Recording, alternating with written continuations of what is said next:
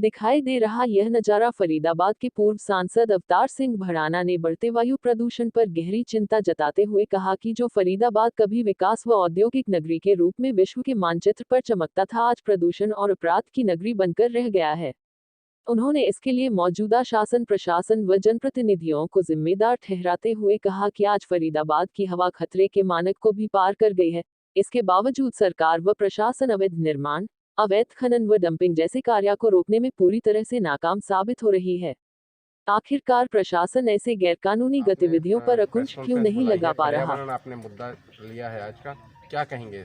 देखिए, मैं सबसे पहले चिंतित हूँ और इसी चिंता को लेकर मैं आज आया हूँ और मैंने आपसे बात की है कि यहाँ पर्यावरण को नष्ट किया गया, यहाँ प्रदूषण इतना बढ़ चुका है कि आम जनजीवन खतरे में पड़ गया है। यहाँ का नगर निगम, यहाँ का शासन प्रशासन आज गरीबों को उजाड़ने के लिए तो वो क्या तत्पर खड़े रहते हैं, लेकिन यहाँ के इलाके में जो प्रदूषण फैला रहे हैं, जो लोग यहाँ अवैध फैक्ट्रियाँ चला रहे हैं, जो अलग प्रदूषण फैला रहे हैं, उनके लिए वो कहाँ सो जाते हैं। अभी यहाँ पीछे 50 करोड़ का घोटाला हुआ है नगर निगम में। हुड्डा के पास भी अब हुड्डा की और नगर निगम की जिम्मेदारी है कि वो इन चीज़ों को आकर देखें। काश यहाँ के हमने भी सुना था, हमने तो कभी आवाज़ नहीं उठाई, इसलिए देखकर कि अगर फरीदाबाद बचता है, पर्यावरण से पर्यावरण बचेगा तो प्रदूषण से हमें मुक्ति मिलेगी, हमारे स्वास्थ्य ठीक रहेगा, हमारे लोगों को स्वास्थ्य मिलेगा। लेकिन वो तो हुआ नहीं। हुआ है तो सरकार साबित करे इस बात को कि खोड़ियर सूरजकुंड के आसपास से जो लाखों लोग उजाड़े गए हैं, उनके उजड़ने के बाद उस वक्त हमारा प्रदूषण क्या था और आज क्या है। अगर है तो उस पर रोक क्यों नहीं लगी? इन घोटालों में, इस प्रदूषण के अवैध फैक्ट्रियों में, इन धंधों में यहाँ के लोग इन्वॉल्व हैं और मैं कहूँगा कि हमने हमेशा ये आवाज़ उठाई है। आपने नेताओं का नाम लिया, कौन नेता है? निश्चित तौर पर इसके पीछे पैसे भी इकट्ठे हुए हैं। ये तो सरकार का काम है ना।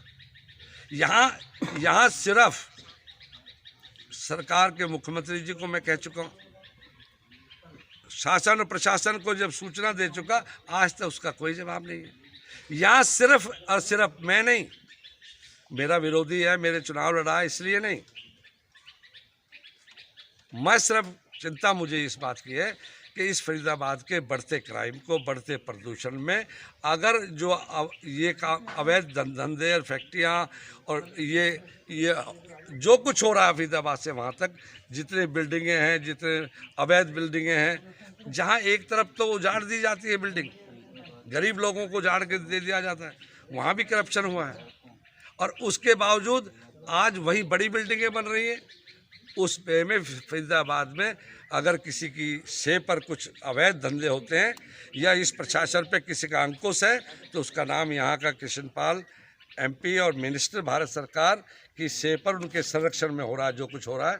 इसकी CBI से या बड़ी हाई अथॉरिटीज बनाकर चीफ मिनिस्टर और सेंट्रल गवर्नमेंट इसका सर्वे करा कर इनकी रिपोर्ट मंगाए, और जो दोषी हैं, अगर मैं एलिगेशन लगा रहा हूँ वो दोषी नहीं है तो इंक्वायरी के लिए तैयार हो।